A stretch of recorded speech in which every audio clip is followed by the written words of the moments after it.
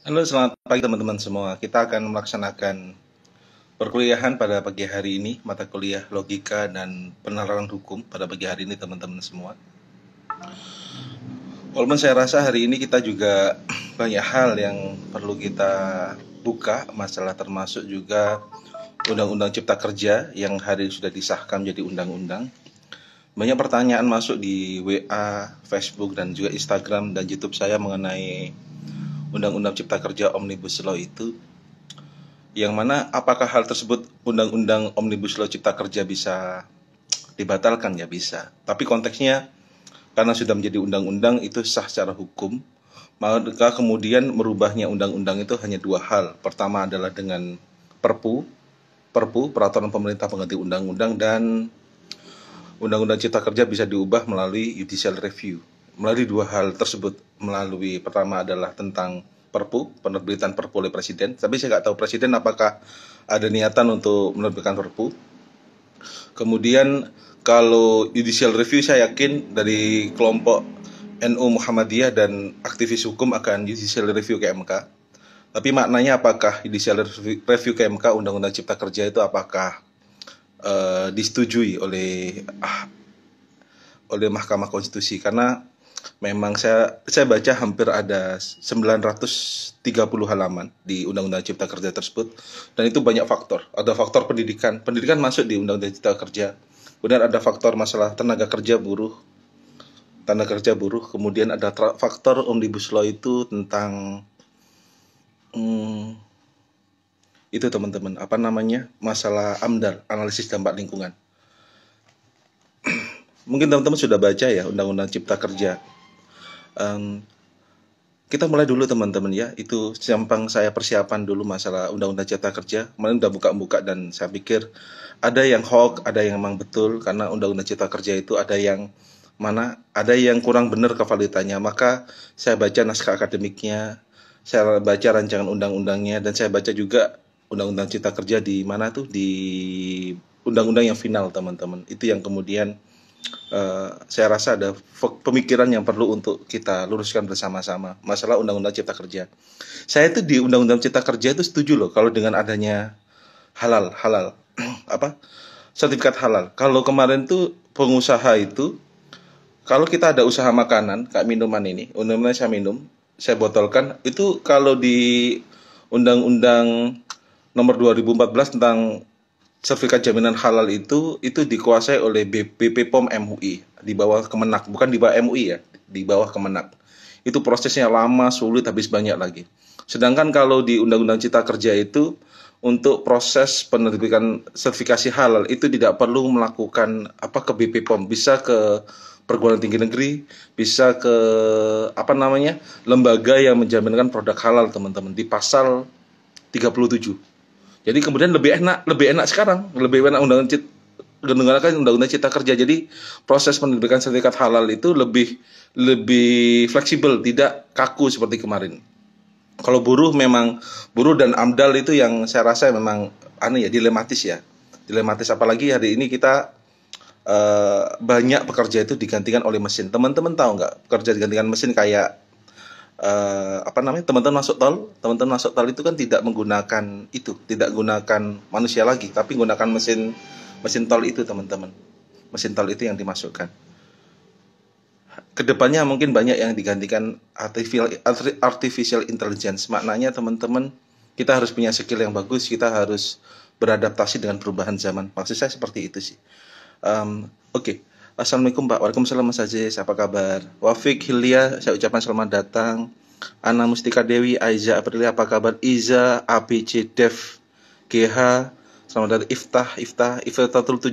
Assalamualaikum Fitratul Ula, apa kabar? Bagas Satria, Mas Bagas, selamat bertugas. Harim 379, apa kabar? Aulia C, selamat bergabung. Hakim Terate, selamat bergabung Mas Hakim, apa kabar? Assalamualaikum warahmatullahi wabarakatuh. Bismillahirrahmanirrahim. Alhamdulillah, salatu wassalam alaikum wa ali ayakhrul anam.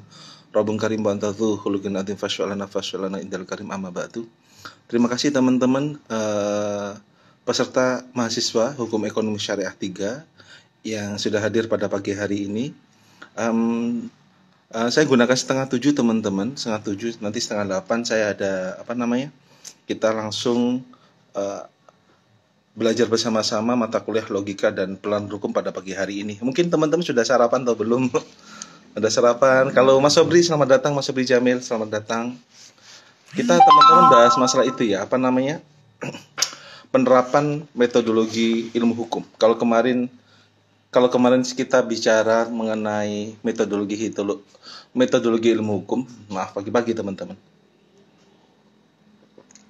Kalau kemarin kita bicara metodologi ilmu hukum, hari ini bagaimana kita bicara masalah penerapan metodologi ilmu hukum. Minggu kemarin, teman-teman, kita ada metodologi ilmu hukum. Metodologi ilmu hukum dibagi menjadi dua, ada heteronom, ada otonom. Kalau heteronom maknanya ilmu hukum masih memerlukan metodologi ilmu lain, disiplin ilmu lain, sedangkan otonom itu ilmu hukum berdiri sendiri, teman-teman. Berdiri sendiri. Konsepnya bagaimana kita bisa menerapkan, karena kalau baik heteronom dan juga otonom itu mereka penerapannya juga memerlukan disiplin ilmu, memerlukan cara di sini, memerlukan cara. Apalagi pemikiran hukum itu dilakukan oleh para ahli hukum. Jadi para ahli hukum itu teman-teman semua. Para ahli hukum teman-teman semua. Konteksnya saat teman-teman hari ini sebagai profesi hukum, mungkin teman-teman itu hari ini tanyai masalah undang-undang Omnibus Law Cipta Kerja. Omnibus Law Cipta Kerja itu yang teman-teman baca itu, yang saya share kemarin, itu adalah teman-teman yang rame itu memang di media massa ya. Masalah mungkin pendapat ataupun para pamflet itu cuma bagian. Tapi yang terpenting di undang-undang itu teman-teman itu adalah mengenai tentang substansi dari pasal-pasalnya. Substansi dari naskah akademiknya. Naskah akademik itu awal mula diterbitkannya Undang-Undang Cipta Kerja. Maka teman-teman sebagai ahli hukum cara bacanya undang-undang dibaca, dianalisis, dimaknai di situ. Lah, kemudian di sini teman-teman penerapan kita baik otonom dan heteronom itu pasti berbeda. Baik itu masalah penerapan di metodologi ilmu hukum itu heteronom dan otonom teman-teman. Apalagi teman-teman sebagai hakim, teman-teman sebagai jaksa, teman-teman sebagai kuasa hukum, penasihat hukum, maka kemudian penerapan metodologi ilmu hukum dibagi menjadi 3 Umi Kurnia. Dibagi menjadi 3 apa aja teman-teman? Pertama, penerapan metodologi ilmu hukum dibagi menjadi 3. Pertama itu yang disebut dengan metode praktis atau pragmatis. Yang kedua, metodologi ilmu hukum yakni metode dogmatis di sini. Metode dogmatis. Yang ketiga, yakni adalah metode teoretik, teman-teman. Teoretik. Kita pecah satu persatu, teman-teman. Kalau kita bicara mengenai metodologi ilmu hukum, penerapannya menggunakan metode praktis atau pragmatis itu, kan konsep pragmatis itu digunakan ahli hukum, baik itu jaksa, pengacara, kemudian hakim. Dia itu caranya yakni menginterpretasikan, menerapkan hukum untuk kebutuhan praktis, untuk kebutuhan kerja di sini. Dalam usaha memberikan keadilan dan juga kepastian hukum. Maka metode praktis dan pragmatis ini itu digunakan dalam konsep bekerja, baik itu kuasa hukum dan itu hakim, jaksa, agar memberikan keadilan dan juga akan memberikan kepastian hukum. Maka yang dilihat itu adalah bagaimana hukum itu bisa berjalan di masyarakat, bagaimana penerapan hukum ini di masyarakat. Itu adalah metode praktis, teman-teman. Karena kami sadar manakala kita itu kayak saya mungkin dosen cenderung ke teoretik, cenderung kayak saya ke teoritis. Sedangkan apabila teman-teman berprofesi sebagai pengacara, teman-teman sebagai hakim, teman-teman sebagai jaksa, atau teman-teman mungkin sebagai polisi, maka teman-teman bicara hukum masalah praktis. Maka saya sadar sekali, tidak semua orang ahli hukum itu bisa menghafalkan undang-undang. Tidak semua orang ahli hukum itu teman-teman hafal undang-undang. Tidak. Jaksa otomatis akan fokus ke KUHP. Hakim pengadilan agama akan fokus dia ke kompilasi hukum Islam. Karena kenapa? Yang dia temui seperti itu. Pengacara, saya punya teman itu Mas Nuril, Haji Nuril, rumahnya Jenggawa. Beliau ahli di tindak pidana korupsi. Ceritanya waktu itu adalah Ceritanya itu kan pengacara saingan teman-teman, pengacara saingan, apalagi hari ini banyak pengacara muda. Terlebih lagi hari ini itu OBH, Organisasi Bantuan Hukum itu banyak. Pradi dipecah menjadi 3. Kemudian ada lagi hari ini Pradi Perjuangan. Pradi Perjuangan pecah lagi. Ada APSI. Kemudian ada APSI, ada KAI. Ada kemudian Pradin. Ada Prari. Organisasi advokat banyak sekali teman-teman. Dan kemudian setiap organisasi berlomba-lomba teman-teman untuk mencari anggota. Maka dibukalah mereka PKPA sebanyak-banyaknya dan sumpah secepat-cepatnya. Maka kemudian banyak pengacara itu yang dia tidak punya kualitas. Apa saya masuk pengacara tidak punya kualitas teman-teman? Pengacaranya itu dia asal bayar aja, tapi dia nggak punya keilmuan untuk bisa mempraktekkan ilmu hukum, menerapkan ilmu hukum. Analisisnya lemah. Cenderung apa teman-teman? Kemudian penipuan. Dapat uang dia lari. Itu banyak teman-teman. Dan kemudian kembali pada cerita saya, teman saya, sahabat saya, Haji Nuril ini, Mas Sobri Jamil, iya, itu Mas Sobri Jamil, dari Jenggawa masuk, jadi pertigaan Jenggawa itu, sebelum pom bensin ngiri, kemudian ada SMP masuk ke selatan Mas Jamil, namanya Haji Nuril, kalau nggak salah Mas Sobri. Itu sahabat saya, cerita sama saya waktu itu, beliau pengacara namanya orang ini riwayat hidup teman-teman, riwayat hidup itu, beliau itu habis lulus S1 di Unisma langsung menikah. Habis lulus S1 menikah teman-teman. Jadi pengacara. Pengacara itu nggak semudah pikiran orang. Karena cari klien, kemudian gesek-gesekan antar pengacara itu banyak sekali. Yang terbukti kemudian, walaupun beliau itu lulus SMA langsung nikah, ternyata bisa menghidupi istrinya. Sekarang juga kaya raya. Maknanya ternyata itu adalah kita menikah bukan masalah mapan dan tidak mapan, yakni kesiapan hati. Dan itu ternyata teman-teman, praktek yang disampaikan teman-teman saya, bahwasanya kalau Mas Sobri Jamil ingin kaya, menikahlah. Olip 15 ingin kaya, menikah. Mega Zulfa underscore MA, kalau ingin rezeki lancar, menikah. Ternyata saat kita menikah itu halal, ternyata Gusti Allah itu memberikan rezeki yang tidak diduga kita, karena ada rezeki anak, ada rezeki istri. Itu yang dilakukan oleh teman saya ini. Dia sebagai pengacara tidak punya kasus banyak, kemudian alhamdulillah lah, waktu dia itu anaknya yang pertama lahir, dia itu kemudian ceritanya nggak punya uang ya, ceritanya itu nggak punya uang, kemudian dia itu ada kasus sengketa perceraian di pengadilan agama, bidan yang melahirkan anaknya, ceritanya seperti itu. Maka kemudian waktu dia melahirkan anak pertama, dia nggak punya uang sama sekali. Ceritanya itu, dia itu nangani kasusnya si bidan itu, dan dia kemudian dapat gratis dari si bidan tadi. Sengketa di PA Bondowoso, nggak salah. Ceritanya seperti itu. Dan berlanjut lagi, anak pertama masih susah teman-teman. Anak kedua sama, susah juga. Anak pertama kedua, itu mulai kemudian anak pertama kedua merintis, tambah naik rezekinya. Kemudian hari ini, alhamdulillah lancar. Pelajarannya teman-teman adalah, masalah kehidupan ini ya, masalah kehidupan. Teman-teman mungkin kalau sudah siap, daripada teman-teman galau, mungkin kalau ada rezeki, kalau ingin rezeki yang lancar, menikah ternyata. Setelah itu juga harus berusaha. Kembali pada profesi pengacara tadi. Mas Nuril ini, saya manggilnya Mas Nuril, Haji Nuril. Itu kan antar pengacara Mas Sobri Jamil itu kan persaingan. Dia kemudian nangani kasus perdata, saingan teman-teman, gesekan antar kuasa hukum tuh gesekan. Karena dulu pengacara kan harus magang 2 tahun ya. Kemudian kasus pidana itu teman-teman, kasusnya banyak, uangnya nggak ada. Kasusnya berat, pidana itu uangnya nggak ada. Emang orang kan bacaan matching, tapi kan kadang-kadang orang itu kan perlu bensin ya, perlu biaya hidup lah. Bacaan bagus tapi nggak ada uang. Dan kemudian ceritanya sahabat saya ini, kemudian beliau fokus pada tindak pidana korupsi sebagai pengacara tindak pidana korupsi. Kayak hari ini kan jaksa itu kan mau nembak orang terpidana kasus korupsi. Maka pengacara itu datang menawarkan solusi, kamu akan lolos dengan pasal ini gitu. Besar teman-teman, kasusnya memang sedikit tapi besar. Kuasa hukum terpidana korupsi itu besar teman-teman. Dan beliau fokus di bagian tindak pidana korupsi, tapi tidak menolak pengacara kasus perdata pidana, nggak nolak, tapi beliau fokus pada tindak pidana korupsi dan sengketa perdata pertanahan teman-teman. Itu yang kemudian beliau kembangkan hari ini secara praktis.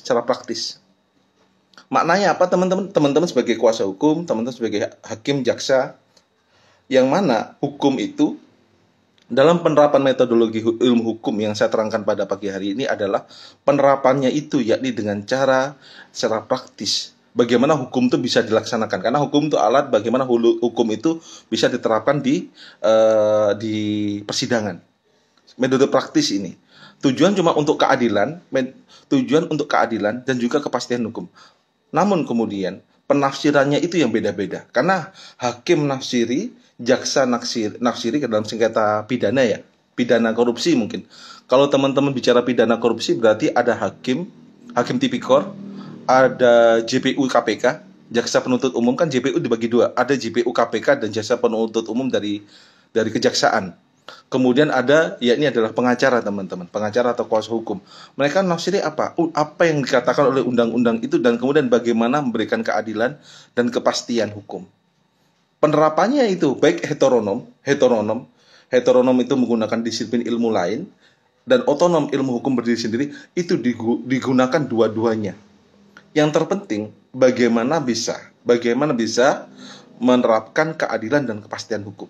Kan cara semua dilakukan teman-teman. Kayak teman-teman mengejar usaha lah, teman-teman ada ingin usaha, tapi teman-teman akan melaksanakan segala hal di situ. Sama kuasa hukum itu bagaimana memberikan keringanan atau bebas, jaksa penuntut umum fokus untuk biar dihukum seberat-beratnya, hakim berikan keadilan. Maknanya dalam penerapan metodologi ilmu hukum, bagaimana ilmu hukum itu bisa diterapkan secara praktis, bagaimana ilmu hukum diterapkan secara pragmatis itu. Yang penting bisa pragmatis itu adalah konsep kalau kita bicara sepak bola. Walaupun saya sadar kemarin MU itu kalah, Liverpool kalah gitu kan. MU kalah teman-teman. Konsepnya apa? Konsep sepak bola adalah yang penting menang walaupun parkir bus. Yang penting menang walaupun parkir bus teman-teman. Walaupun permainan cantik kalau nggak menang ya untuk apa gitu. Itu pelajarannya, pragmatis teman-teman. Dalam hal ini bagaimana hukum itu dalam metodologi ilmu hukum yang praktis dan pragmatis, metode ini digunakan. Bagaimana hukum itu bisa memberikan kepastian dan keadilan. Fokusnya di situ teman-teman. Kedua, yakni yang disebut metode dogma. Metode dogmatis atau teoritis di sini. Metode dogmatis itu penerapannya adalah metode ini diterapkan dan dipergunakan untuk khusus autonomus mengkaji berbagai bidang ilmu hukum teman-teman. Mengkaji berbagai ilmu hukum dalam perspektif ilmu norma. Maka kemudian dogma itu bicara norma teman-teman. Kemudian aspek kepastian hukum lebih dominan dipergunakan sebagai fungsi utama hukum. Kalau kita bicara pertama adalah metode praktis dan pragmatis, keadilan dan kepastian hukum itu digunakan tujuannya, sedangkan dalam dogmatis kita bicara norma-norma. Kita bicara kemudian perspektif normatifnya, undang-undang. Tujuannya cuma satu, yakni adalah untuk memberikan kepastian hukum di sini metodenya. Kepastian hukum itu yang ditonjolkan. Gak bicara keadilan, kepastian hukum. Maka kemudian metode dogmatis itu dibicarakan masalah dogma atau norma teman-teman. Dogma atau norma. Penerapannya apa dikatakan undang-undang? Kalau tadi kita bicara pragmatis dan praktis itu bagaimana hukum itu bisa diterapkan dan kemudian bisa memberikan kemenangan bagi kita. Kemenangan. Kalau seumpamanya penasihat hukum itu bisa mengurangkan hukuman ataupun berikan hukuman bebas, sedangkan jaksa penuntut umum itu bisa memberikan pengurangan memberikan hukumannya seberat-beratnya, sedangkan hakim teman-teman itu bisa memberikan keadilan. Kan mereka punya tujuan masing-masing dan itu adalah proses hukum yang terjadi di seluruh dunia seperti itu.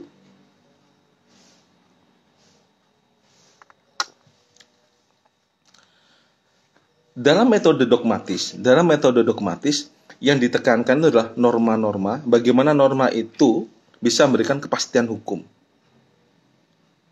Metode pragmatis, kedua adalah metode dogmatis, yang ketiga teman-teman adalah gunakan metode teoretik teman-teman. Teori. Maka kemudian teoritis dibangun untuk bisa membangun teori hukum dan juga filsafat hukum gitu. Maka kalau teman-teman S1 ya, S1 itu skripsinya dogmatis, bicara norma, bicara kepastian hukum aja. Sedangkan kalau S2 itu bicara teoritis, tesisnya teoritis, bagaimana bisa membangun teori hukum dan juga filsafat hukum.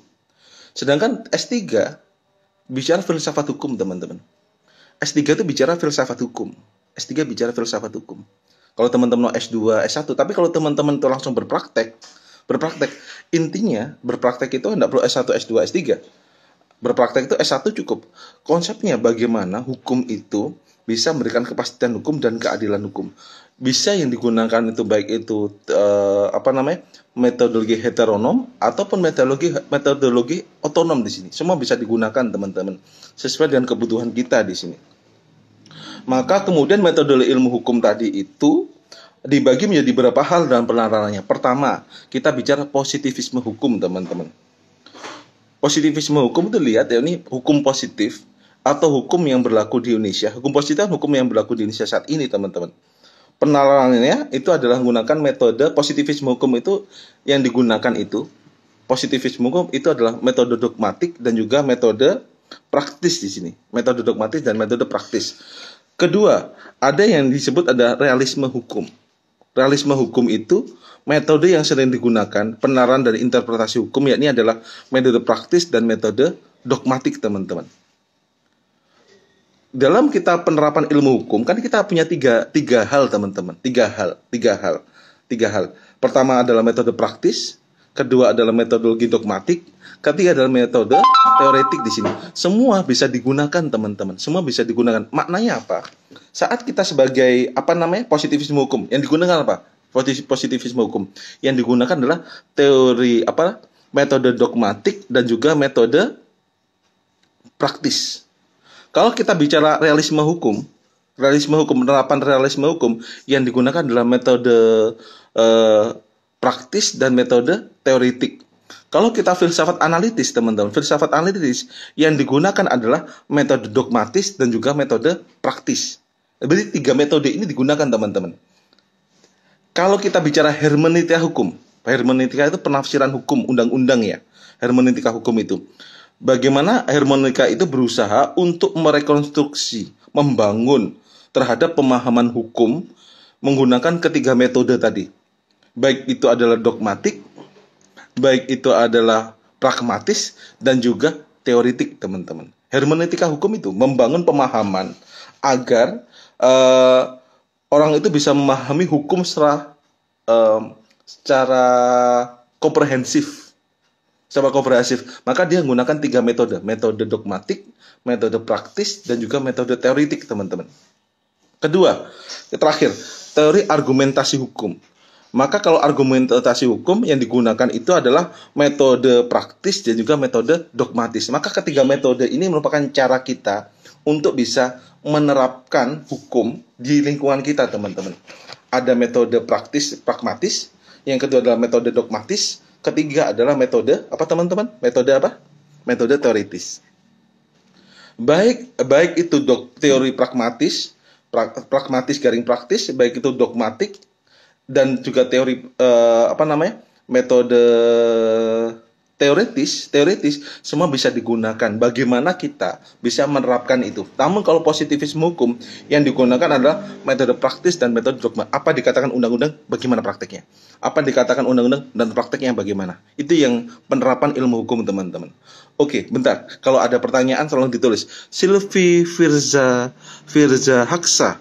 Ampunten Ustadz, materi saat ini positivisme hukum nggih? Sesuai dengan pembagian kelompok dan pembagian materi kemarin. Iya, betul. Betul, Silvi, hari ini positivisme hukum, tapi saya nerangkan materi saya dulu ya, Silvi ya. Silvi ya, yang ngisi presensi hari ini Silvi ya, ngisi presentasi ya, teman-teman ya. Saya cek di WA. Yang presentasi siapa, teman-teman? Mas Jamil, siapa?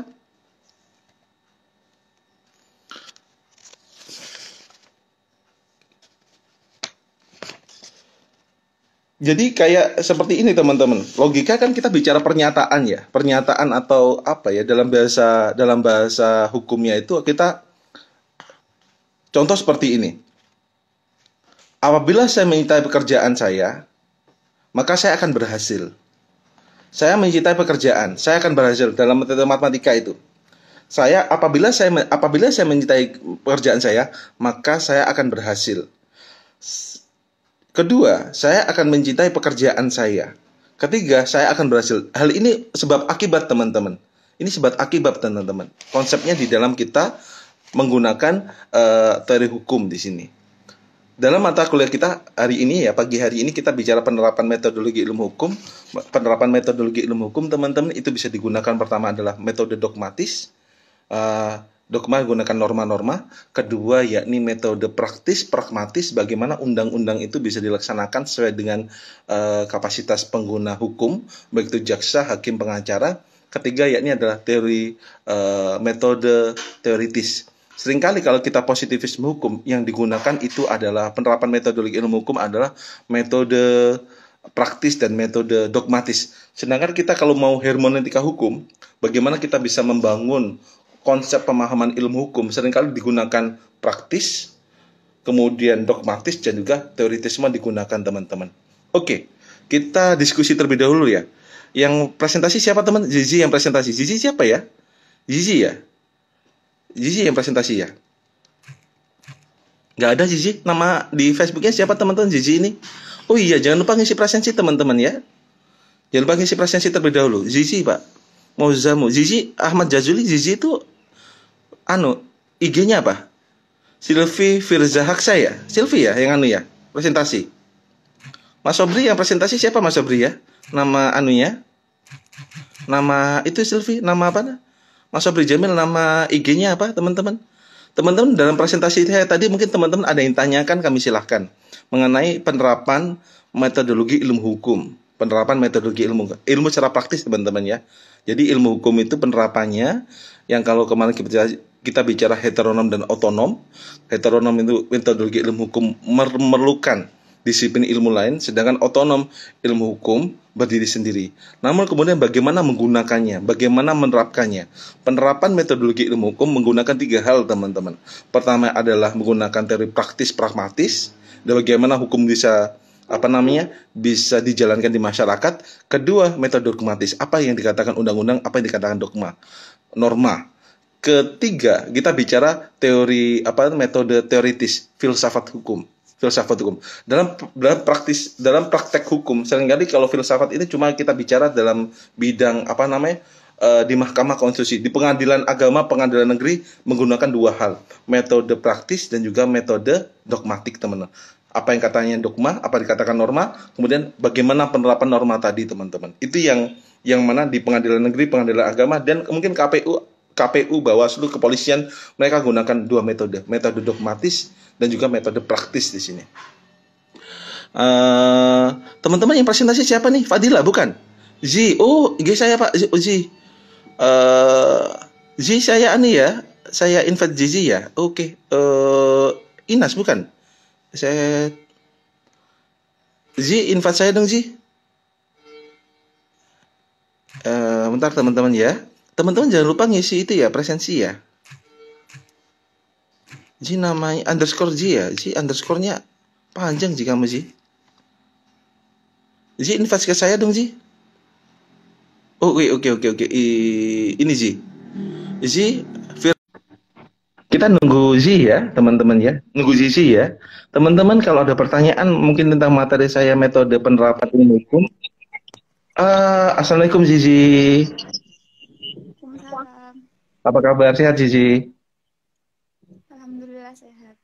Zizi, ini presentasi ya tentang positivisme hukum. Waktu dan tempat Zizi kami silahkan. Ya, baik. Assalamualaikum warahmatullahi wabarakatuh. Waalaikumsalam warahmatullahi wabarakatuh. Di sini saya kelompok 2 akan menjelaskan tentang sejarah hukum positivisme. Positivisme adalah suatu aliran dalam filsafat hukum yang beranggapan bahwa teori hukum itu dikonsepsikan sebagai ius yang telah mengalami positivisasi sebagai lex atau lex, guna untuk menjamin kepastian antara yang terbilang hukum atau tidak. Filsafat hukum positivisme muncul pada abad 18 sampai 19 dan berkembang di Eropa kontinental, khususnya di Prancis. Aliran filsafat hukum positivisme berpendapat bahwa Hukum adalah positivisme yuridis dalam arti yang mutlak dan memisahkan antara hukum dengan moral dan agama, serta memisahkan antara hukum yang berlaku dan hukum yang seharusnya.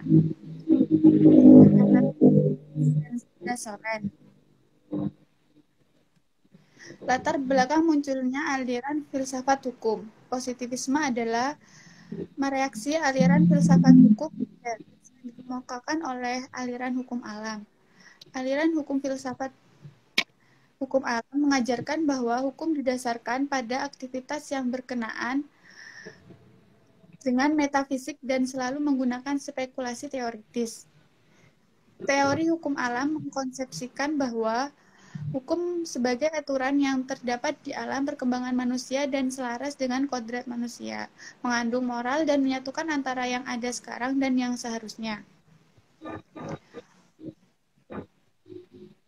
Teori hukum alam ini dikemukakan oleh Immanuel Kant, Thomas Aquinas, Hugo de Groot yang mengkonsepsikan hukum selalu berkaitan dengan kepercayaan atau keilahian dan selalu akrab dengan moral. Namun, pada perkembangannya, teori hukum dari aliran filsafat hukum alam banyak diintervensi oleh kekuasaan kaisar atau raja. Hal inilah yang menyebabkan hukum tidak adil atau tidak sesuai dengan tujuan. Teori hukum alam mengalami kemunduran sejak muncul tokoh ahli hukum yang bernama Galileo Galilei, di mana berpendapatnya bertentangan dengan konsep hukum alam. Selanjutnya yang poin B itu tokoh yang akan dijelaskan oleh saudari Hafdi. Siapa? Isi siapa? Presentasi? Hafdi, Pak. Nama di IG-nya apa namanya? Hafdi? Hafdi, siapa ya? Ana Mustika Dewi, Silvi. Oh ya, Ana bisa. Ana Mustika Dewi ya. Zizi, makasih. Selamat ke keluarga ya. Saya tak invite Ana Mustika Dewi sama Silvi. Makasih, Zizi.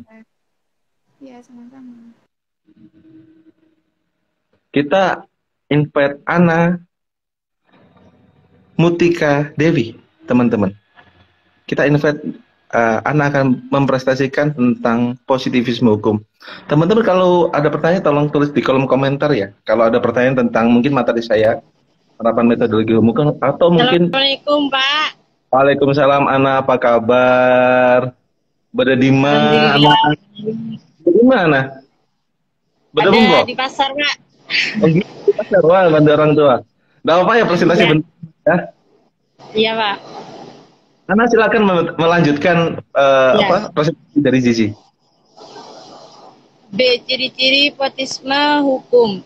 Menurut HLA, ciri-ciri dari positivisme hukum ialah hukum merupakan perintah dari manusia.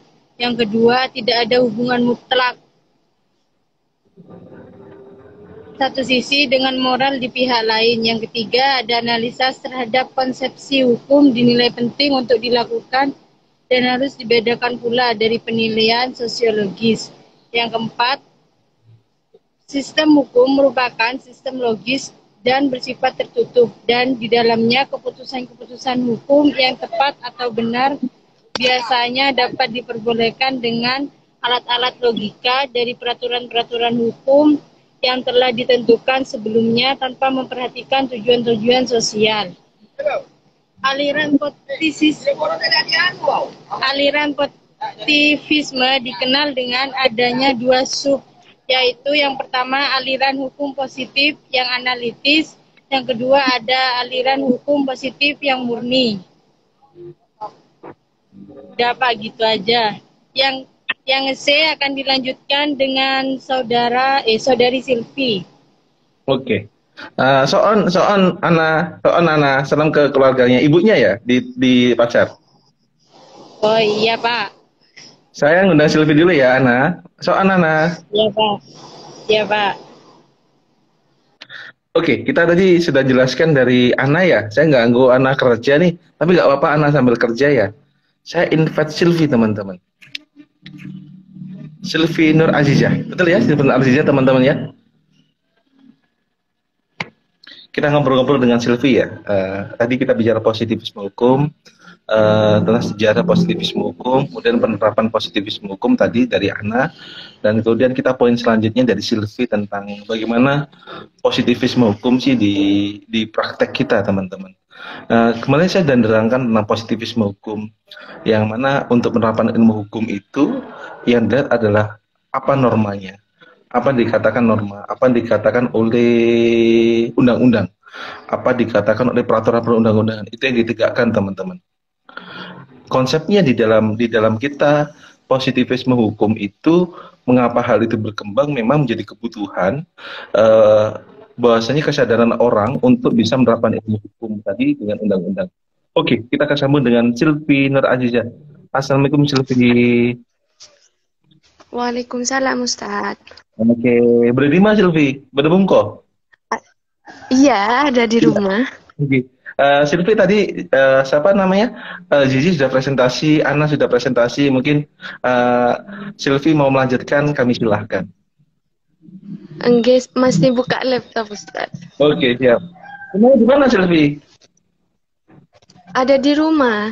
Di mana? Jember? Jenggawa? Di Bondowoso. Bondowoso mana? Bondowoso Ringin. Oh, Ringin. Nggih.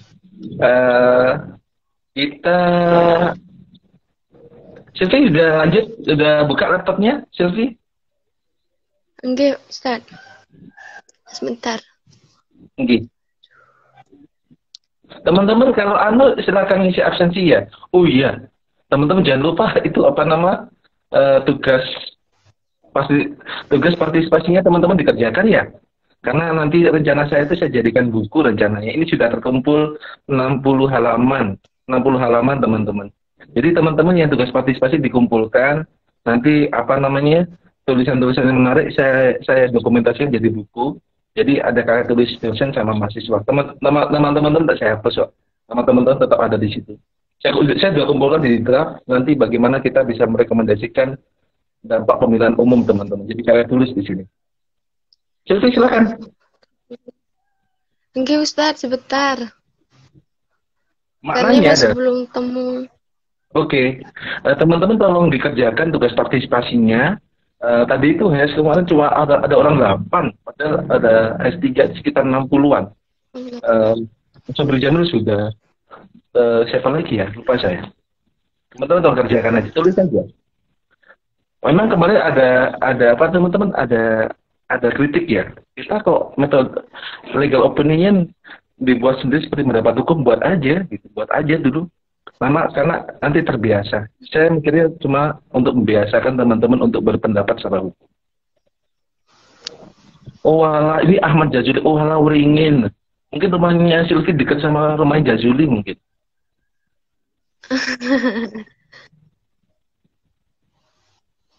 Sebentar.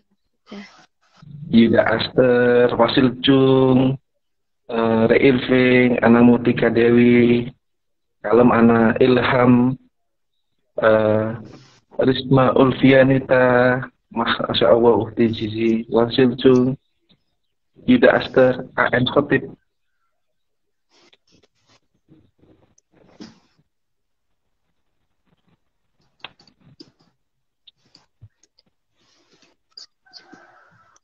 Kita tunggu Sylvie teman-teman ya. Sampun Ustaz. Silakan Sylvie. Kalau udah ketemu Sylvie silakan mempresentasikan. Oke. Positivisme hukum sebagaimana yang sudah dijelaskan tadi oleh saudari Zizi dan juga Ana, bagaimana sejarah dan lain sebagainya. Kemudian di sini kita akan membahas tentang tokoh-tokoh para penganut positivisme hukum itu sendiri. Di sini kami ngambil 2 orang ya. Ada John Austin sama Hans Kelsen. John Austin ini merupakan seorang positivis yang utama mempertahankan bahwa satu-satunya sumber hukum adalah kekuasaan yang tertinggi dalam suatu negara. Austin mengartikan ilmu hukum jurisprudence sebagai teori hukum positif yang otonom dan dapat mencukupi dirinya sendiri. Nah, kemudian dalam bukunya The Province of Jurisprudence Determined pada tahun 1790 sampai 1859, Austin itu menyatakan bahwasanya hukum adalah perintah yang mengatur orang per orang. Hukum juga berasal dari pihak superior, pihak penguasa, untuk mengikat atau mengatur pihak inferior, pihak bawah, pihak rakyat bawah, seperti itu. Kemudian ada yang kedua, yaitu aliran hukum murni yang disampaikan oleh Hans Kelsen.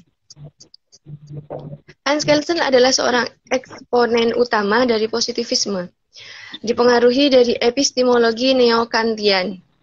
Kelsen dimasukkan sebagai kaum neo-Kantian karena ia menggunakan pemikiran Kant tentang pemisahan bentuk dan isi. Kelsen membedakan secara tajam antara yang ada dan yang seharusnya, dan secara konsekuen antara ilmu-ilmu alam dan disiplin-disiplin, seperti ilmu hukum yang mempelajari fenomena normatif. Jadi, bagi Kelsen, hukum berhubungan dengan bentuk atau berhubungan dengan formal, bukan dengan isinya. Jadi, keadilan sebagai isi hukum berada di luar hukum. Dengan demikian, hukum dapat saja tidak adil, tetapi ia tetaplah hukum karena dikeluarkan oleh penguasa. Hukum tetap hukum. Masalah adil atau tidak, itu bukan urusan hukum. Karena urusan si pelaku. Yang penting hukum tetaplah hukum. Keadilan atau tidak, itu berada di dalam luar ranah hukum. Menurut Hal Kelsen seperti itu. Kemudian, inti ajaran yang disampaikan oleh Hans Kelsen, seperti dalam bukunya The Pure Theory of Law, adalah bahwa hukum itu harus dibersihkan dari anasir-anasir yang tidak yuridis seperti etika, sosiologi, politik, sejarah, dan lain sebagainya. Selanjutnya menurut Kelsen, bahwa orang menaati hukum karena ia merasa wajib untuk menaatinya sebagai suatu kehendak negara, hukum itu tidak lain merupakan suatu kaidah ketertiban yang menghendaki orang menaatinya sebagaimana seharusnya, seperti itu. Sebagai contoh, yang membeli barang seharusnya membayar. Apakah dalam kenyataannya si pembeli itu membayar atau tidak? Itu soal yang menyangkut kenyataan dalam masyarakat dan hal itu bukan menjadi wewenang ilmu hukum. Kemudian dasar-dasar teori Kelsen ada sekitar 6. 1. Tujuan teori hukum menurut Hans Kelsen adalah untuk mengurangi kekalutan dan meningkatkan kesatuan. Yang kedua, teori hukum adalah ilmu, bukan kehendak atau keinginan. Ia adalah pengetahuan tentang hukum yang seharusnya ada itu sendiri. Kemudian ketiga, ilmu hukum adalah normatif, bukan alam. Yang keempat, sebagai suatu teori tentang norma-norma, teori hukum tidak berurusan dengan persoalan efektivitas norma-norma hukum. Kemudian, suatu teori tentang hukum adalah formal. Suatu teori tentang cara pengaturan dari isi yang berubah-ubah menurut jalan atau pola yang spesifik. Yang terakhir, hubungan antara teori hukum dengan suatu sistem hukum positif tertentu adalah seperti antara hukum yang mungkin dan yang harus ada. Yang ada, seperti itu. Sampun, Ustaz. Oke. Silvi, ini ada pertanyaan dari R.Fadila. Halo Fadila. Ini izin bertanya, apakah antara John Austin dengan Hans Kelsen tidak ada perbedaan dalam menganut positivisme hukum? Tadi kan Silvi menjelaskan masalah Hans Kelsen dan John Austin mengenai positivisme hukum. Apakah antara Hans Kelsen dengan John Austin mengenai positivisme hukum nggak ada perbedaan, Silvi? Itu dari... Oke, Ustaz. Ada, bisa jawab sekarang atau nanti di WA group? Boleh sekarang, Ustaz. Silakan, Silvi.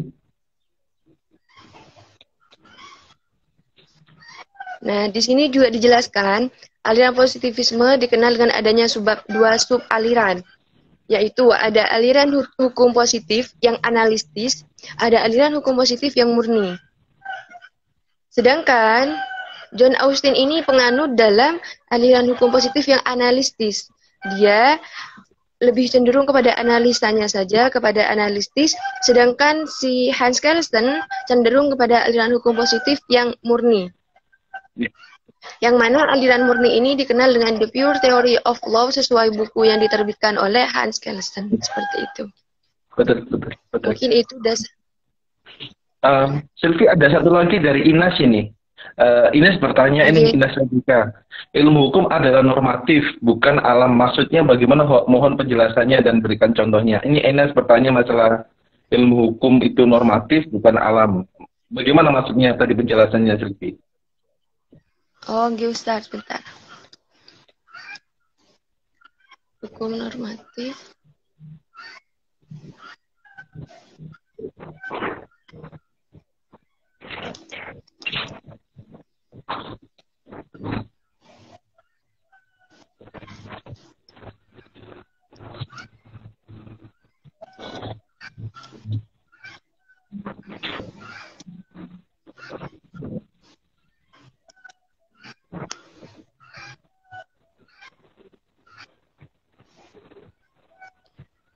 Begini Ustadz,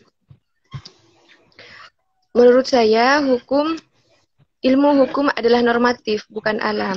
Kalau ilmu hukum itu memang normatif, bersifatnya mengikat. Kalau ilmu hukum adalah pengetahuan, bukan alam. Kalau alam kan kita harus mengikutinya secara alur. Seperti halnya kalau hukum itu alam. Hukum itu normatif tapi bersifatnya alam. Ketika kita merasa dipaksa untuk melaksanakan hukum itu, berarti kita tidak menikmati kaidah-kaidah hukum itu sendiri. Sedangkan ilmu hukum merupakan normatif yang keseluruhannya itu kita diikat, tidak seperti hukum. Sebagaimana hukum, kita dikatakan jangan terpaksa dalam melaksanakan hukum itu sendiri. Ketika kita terpaksa, kita tidak akan menerima kaidah-kaidah hukum itu. Seperti itu. Itu mungkin Ustadz singkatnya dari saya. Betul. Sylvie, maaf, Sylvie ada pertanyaan enggak penerapan metodik ilmu hukum yang tadi saya terangkan, Sylvie? Belum ada, Ustadz. Kan metodenya itu ada metode pragmatis, metode dogmatis, dan metode teoritis. Mungkin Sylvie ada pertanyaan dulu ke saya mengenai materi yang saya jelaskan tadi. Belum ada Ustadz, nanti semisal ada bisa saya chat langsung panjenengan. Oke, siap. Soal Sylvie, matur soal ngambutan. Sekarang di Bondowoso. Oke, kita teman-teman bertanya nggak ada Sylvie? Kalau nggak ada saya ya. Sylvie keluar dulu ya kalau gitu ya. Ada pertanyaan teman-teman? Nggak ada? Ika, Irma, Rovita, ada pertanyaan untuk Sylvie nggak ada? Oke. Sylvie ini nggak ada pertanyaan ya? Sylvie saya anukan ya ini ya. Saya keluarkan dulu Sylvie ya. Oke, makasih Sylvie, soal.